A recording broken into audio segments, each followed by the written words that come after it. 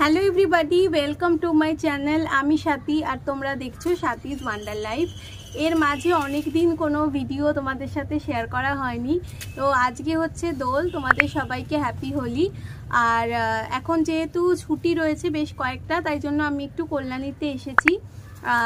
কল্যাণীতে এলে অ্যাকচুয়ালি চিনিও একটু দোল খেলতে পারে এখানে সবার সাথে। ওখানে কলকাতায় একা একা কার সাথে খেলবে।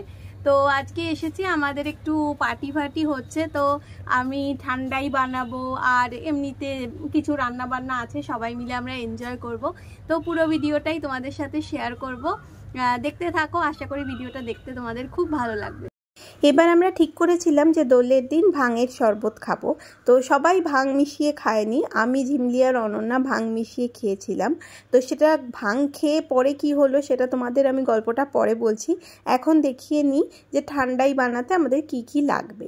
তো ঠান্ডাই বানানোর জন্য আমি নিয়েছি half cup almond, half cup কাজু, হাফ কাপ পেস্তা, 2 চামচ চারমগজ, 1 চামচ মৌরি, 2 চামচ পোস্ত, অল্প কটা এলাচ মানে 6-7টা এলাচ, একটুখানি দারচিনি, বেশ কয়েকটা 12 থেকে 15টা গোলমরিচ আর অল্প একটু পিঞ্চ স্যাফরন। এবার কড়াই গরম করে শুকনো খোলায় এগুলোকে একটু ড্রাই রোস্ট করে নেব। খুব ভাজা ভাজা কিন্তু হবে না, জাস্ট জিনিসগুলো থেকে একটু যখন ভালো গন্ধ আসবে তখন ওটাকে নামিয়ে নিতে হবে। একটু খানিকক্ষণ নাড়াচাড়া করলেই এই ব্যাপারটা হয়ে যাবে। তো দুভাবে এই শরবতটা তৈরি করা হয়। কেউ এটাকে ভিজিয়ে রেখে ভেজা অবস্থায় গুঁড়ো করে নেয়, আমি এভাবে ড্রাই রোস্ট করে গুঁড়ো করেছিলাম, আমার এটাতেই সুবিধা হয়েছিল। এগুলো একটু এরকম ড্রাই রোস্ট করা হয়ে গেলে তারপর মিক্সিতে দিয়ে একটা গুঁড়ো তৈরি করে নিতে হবে, যে পেস্টটা পরে শরবতে ইউজ করা হবে। তো শরবতে যখন ইউজ করব তখন 1 গ্লাস শরবতের জন্য 1 থেকে 1.5 চামচ এই পেস্টটা, 1 চামচ চিনি, আর তার সাথে মানে শরবতের জন্য দুধটা পুরোই একদম খাঁটি পিওর মিল্ক দিতে হবে। তো যত ভালো ঘন দুধ হয় ততই ভালো, ওরকম 1 গ্লাস দুধ দিতে হবে। আর উপর থেকে এরকম পেস্তা বাদাম এগুলো দিয়ে আমি গার্নিশ করেছিলাম। আর আমাদেরগুলোতে যেহেতু আমি ভাং মিশিয়েছিলাম, আমি আবার বুঝতে পারিনি প্রতিটা গ্লাসে আলাদা আলাদা করে ভাঙের ট্যাবলেট দিয়েছিলাম, তাই জন্য আমাদের নেশা একটু বেশিই হয়ে গেছিলো। এরপর যখন থেকে আমাদের নেশা হওয়া স্টার্ট হলো তারপরের গল্পটা আমি একটু পরে তোমাদের বলছি।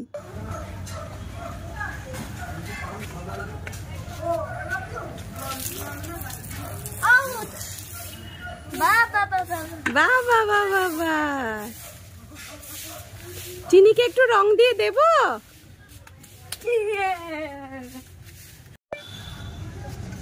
কাকে কালার দেব?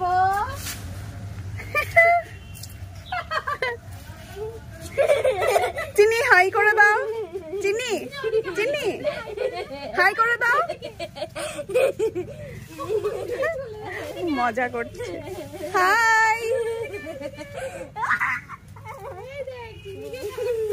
বাবা অরণ্য খায় না, চিনিকে দিল।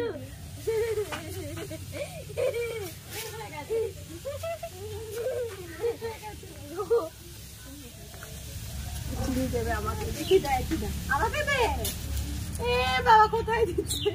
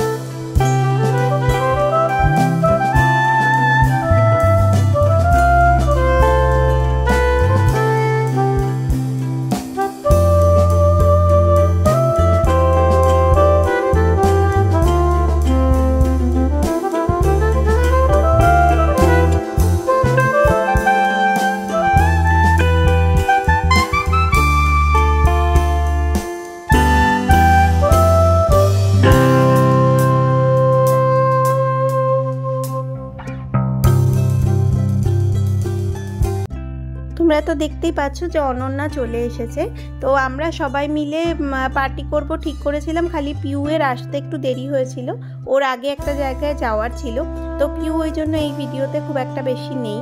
তো এরপর আমরা একটু অল্পই আমরা দোল খেলেছি, মানে চিনির সাথে অল্প একটু, আর আমরা নিজেরাও একটু আবির টাবির মেখেছি।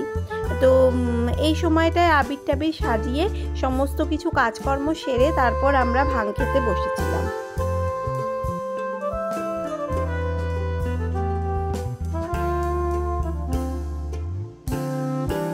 ভাং খেয়ে শুনেছি অনেকেই অনেক রকম উল্টোপাল্টা কাজকর্ম করে, একই কাজ করতেই থাকে। তো আমাদের সাথে এরকম কিছু হয়নি, এটা একটা খুব ভালো ভাগ্যের ব্যাপার। তো এরপর আমরা ভাংটা খেয়েছিলাম। খাওয়ার পরে আমাদের যেটা হচ্ছিল, প্রচণ্ড ঝিমুনি আসছিল, প্রচণ্ড ঘুম পাচ্ছিল। তাও তার মধ্যেই ঝিমলি মাটনটা তৈরি করেছে। মাটনটা আগের দিন রাতেই ম্যারিনেট করে রেখে দিয়েছিল।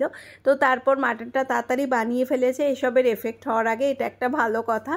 তারপর আমাদের এত ঘুম পাচ্ছিল, আমাদের প্রত্যেকেরই এই এফেক্টটাই হয়েছিল যে ভীষণ ঝিমুনি লাগছিল, আমরা বসে থাকতেই পারছিলাম না, চোখ খোলাই রাখতে পারছিলাম না, বারবার ঘুমিয়ে পড়ছিলাম। এই জন্য এরপর আর আমার সেভাবে কোনো ভিডিও করা হয়নি, জাস্ট একটুখানি মাটন বানানোর সময় আমি ভিডিও করেছিলাম। আর এই রেসিপিটা আগে দেওয়াও আছে, শেয়ার করার কিছু নেই। নর্মাল মাটন কারি যেটা হয়, খুব সুন্দর হয়েছিল খেতে। তো আজকের ভিডিওটা এই পর্যন্তই। যদি ভিডিওটা ভালো লাগে প্লিজ লাইক, কমেন্ট আর শেয়ার করো। এরপর আবার খুব তাড়াতাড়ি নতুন কোনো ভিডিও নিয়ে তোমাদের সাথে দেখা করতে চলে আসবো। আজকে এই পর্যন্তই। চলো সবাইকে টাটা আর হ্যাপি হোলি।